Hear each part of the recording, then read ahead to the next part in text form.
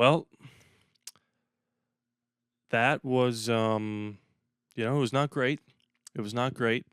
And I know a lot of us out there in Raider Nation are hurting from what we just saw. Buffalo destroyed us. And I'll be honest with you, I've got a lot of things to say about this game. And the first thing I'm going to say is that I could not possibly give a rat's behind what just happened in any moment in that game. Do you think for 1 second that I'm going to let a scorned Buffalo Bills with one of the best quarterbacks in the league, with one of the best receivers in the league, with one of the best young running backs in the league, with one of the best defenses in the league, with one of the best coaches in the league, coming off an all-time loss into the home opener in Buffalo, which is one of the hardest places to play, and we got our butt kicked. If you think I'm going to let that get me down, you've never seen a vid of mine. And I'm not an optimist. I'm a realist. I told you when we made the predictions, we're going to lose this game. I told you after the first week 1, the W, we're going to lose this game. Every expert said we're going to lose this game. Everybody watching this video that had any marbles said we're going to lose this game. And then we lose the game, and people are like, fire McDaniels, bench freaking Jimmy, put in AOC, Jacobs is washed. That's why you play in the preseason. I am so tired of the hypocrisy of some, not all, of these Raider fans. Now, don't get me wrong. I'm not saying that you should be okay with losing a game 38-10. Was that the final score? Not great. And before I get into the rest of this tirade, do me a favor. Drop some likes and comments. And if you're new and you like the energy I'm giving to you, consider subscribing. We're trying to get to 5,000. Okay? Listen, look. Consider subscribing, okay? I want to make this my full-time job, and I can only do that with you. I need your help. Help me out, please. Please. All right. Not great. Not even a little bit good. It's pathetic. It's embarrassing, and I was watching it, and I hated every minute of it. But it's not like we rolled out Alabama versus the Chiefs and got absolutely manhandled at every facet of the game.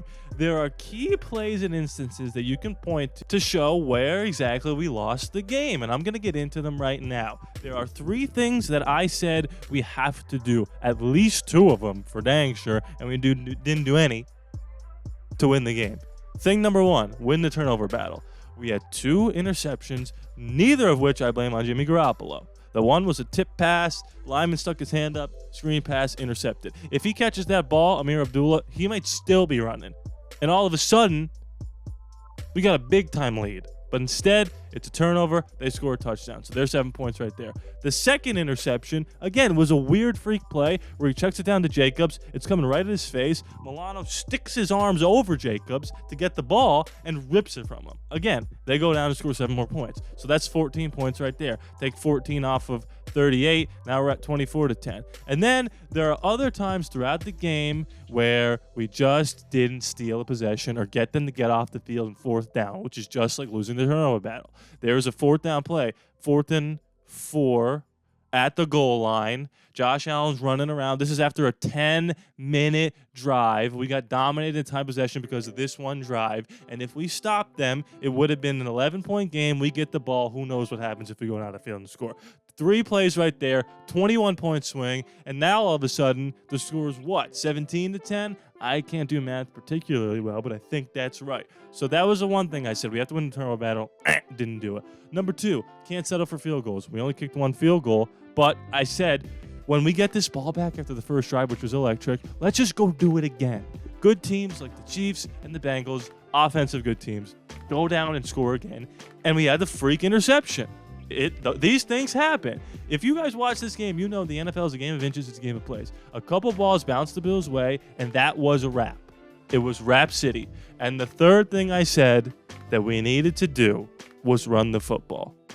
And Josh Jacobs had negative rushing yards. And if anyone wants to say, Josh Jacobs is washed, he's this, should have played in the preseason, he's a scumbag, blah, blah, blah, just watch the film, watch the games, and tell me how many times he was getting hit before the line of scrimmage. So it was win the turnover battle, we didn't. Settle for field goals, we did, which was a problem. And run the ball, we didn't do that. Now, the defense is trash. It's a trash bag. It's a tumbleweed. It's a cactus without any water. It's a freaking baby gazelle. It's nothing. It's terrible. It's paper thin. We know this.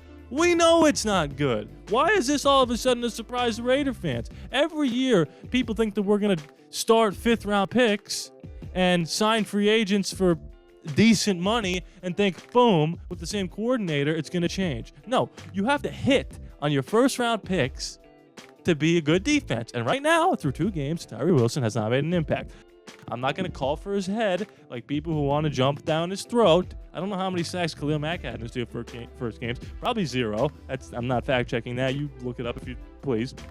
I know he only had 5 his whole rookie year. My point is, the defense is not going to get better overnight. And when you're playing a Josh Allen who was upset with how he played last week, we were running into a buzzsaw. These were all known things.